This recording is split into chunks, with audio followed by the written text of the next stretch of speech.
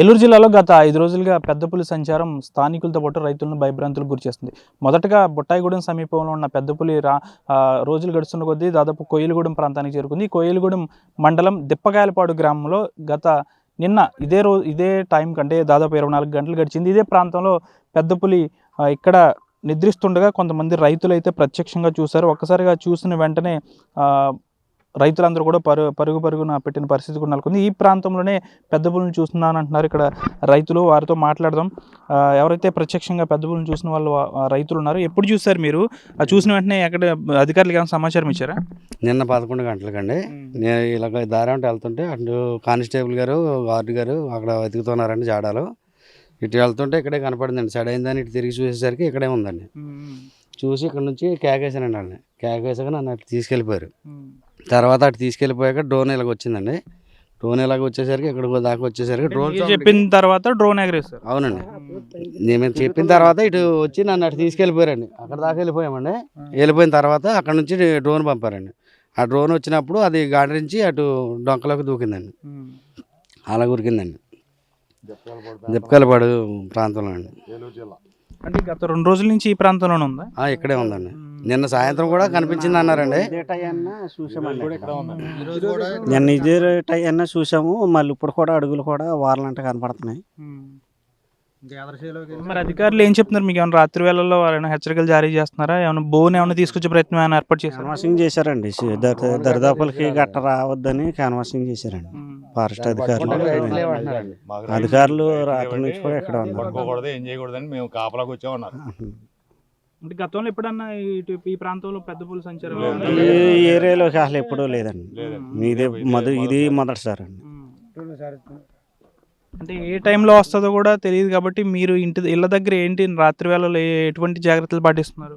జాగ్రత్తలు అంటే ఏముందండి, తలుపులు వేసుకుని దగ్గరికి వేసుకుని ఉంటామేనండి. మనం చేసేది ఏముంది, భయం వేస్తుందండి. తెల్లారులు అయితే వ్యవసాయం కూలీలు పొలాలు రైతులు, తెల్లారులు అయితే ఆడవాళ్ళు మగవాళ్ళు ఆ కొట్లు చేదన మంచి రద్దీగా ఉంది, బంటాలు బయట నుంచి వచ్చినాయి, ఆడ బయటలు పడుకుంటున్నారు.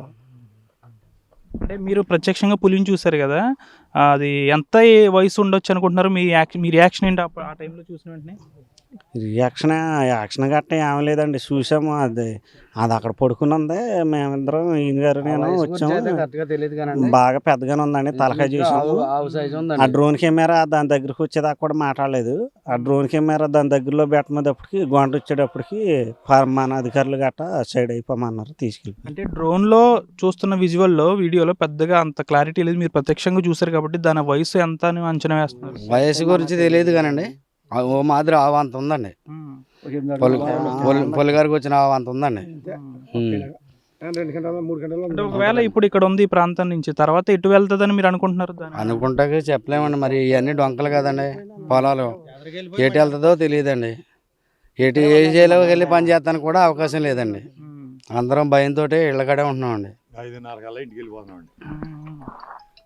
నేను ఇదే ప్రాంతంలో పడుకుంటే మాకు తోటలో జిడ్లు వేస్తాకే, ఆ కొట్లు కొడతాకే భయం వేస్తుందండి. వాళ్ళు ఎటు వెళ్తుందో ఏంటో అధికారులు ఏం చెప్తలేదు సమాధానం. మేము కాపలాకి వచ్చాం, మీరు ఏం చేయకూడదు అంటున్నారు. అంతేనండి, మాకు తోటలో భయం వేస్తున్నాం. ఏర్పాటు చేశారా? లేదండి. ఏర్పాటు చేయకపోతే అది ఎలా పట్టుకుందామని అనుకుంటున్నారు? మాకు ఆట రాలేదు అంటున్నారండి. వచ్చిందని అది వెళ్ళిపోద్దండి అని చెప్తున్నారు. మాకేం భయం వేస్తున్నా. తలమూరు ప్రశ్నించారా మరి? అలా అయితే మా మీద దాడి చేస్తే ఏంటి పరిస్థితి? అప్పుడు మా కోర్టు నుంచి ఆర్డర్ వస్తే మేము ఏం చేస్తామంటున్నారండి. నిన్న నైట్ తిన్నామనే మళ్ళీ రాత్రి కూడా తిందండి. లాక్కొచ్చి 2 బార్ల లెక్క లాక్కొచ్చి అక్కడ తిందండి. మళ్ళీ ఒక ఆవు చచ్చిపోయిందండి, ఒక గేదె ఒకటి చచ్చిపోయిందండి. ఇంకొక ఆవుకి వెనకాల సట్ట మీద కొట్టిందండి పంచేతోటి. బాగా దెబ్బలు గట్టిగా తగిలినాయండి దానికి. దాదాపు దిప్పకాయలపాడుకు సంబంధించి రైతులందరూ భయభ్రాంతులకు గురవుతున్నారు. ఎందుకంటే తాము ఉదయం లేస్తే ఈ పంట పొలాలకి రావాల్సి ఉంటుంది. అయినప్పటికీ ఇలాంటి పులి సంచారంతో మేము భయభ్రాంతులకు గురవుతున్నాం. ఇదే ప్రాంతంలో పులిని చూస్తాం కాబట్టి ఈ చుట్టుపక్కలే ఉంటుంది. అయితే అధికారులు మాత్రం దాన్ని పట్టుకోవడంలో కాస్త విఫలమవుతున్నారు. అది ఆదేశాలు రావాలంటూ అధికారులు చెప్పుకొస్తున్నారు. ఈ లోపల మాకు పెద్ద పులి మాపై దాడి చేస్తే పరిస్థితి ఏంటంటే కూడా ఇక్కడ రైతులందరూ గ్రామస్తులు ఆందోళన వ్యక్తం చేస్తున్నారు. ఇటువంటి కర్రలతో తాము పంట పొలాల్లోకి వెళ్తున్నామని అంటూ గుంపులుగా తిరుగుతున్నామని వీరందరూ చెప్తున్నారు. ఇప్పటికైనా అధికారులు స్పందించి కాస్త ఫాస్ట్గా పులిని పట్టుకునే ప్రయత్నం చేయాలంటున్నారు. ఈ ప్రాంతంలోని, ఈ చుట్టుపక్కల ప్రాంతాల్లోని దాదాపు ఈ 2-3 కిలోమీటర్ల పరిధిలోనే ఆ పులి సంచారం ఉంటుందంటూ కూడా రైతులైతే చెప్తున్న పరిస్థితి. ఏదేమైనప్పటికీ కూడా ఈ దిప్పకాయలపాడుతో పాటు కోయిలగూడ మండలంలోని కన్నాపురం పరిసర ప్రాంతాల రైతులతో పాటు స్థానికులు కూడా ఈ పెద్ద పులి సంచారంతో భయభ్రాంతులకు గురవుతున్నారని చెప్పాలి. Video journalist శేఖర్తో Manoj RTV Dippakayalapadu గ్రామం నుంచి. చరిత్ర సృష్టించినోడు ఇప్పుడు ఆ చరిత్రని తిరగరాయబోతున్నాడు. అబద్ధాల గోడల్ని బద్దలు కొట్టి నిజాలను రాగా మీ ముందుంచబోతున్నాడు. నిజమైన వార్తల కోసం వెంటనే డౌన్లోడ్ చేసుకోండి రా యాప్ని.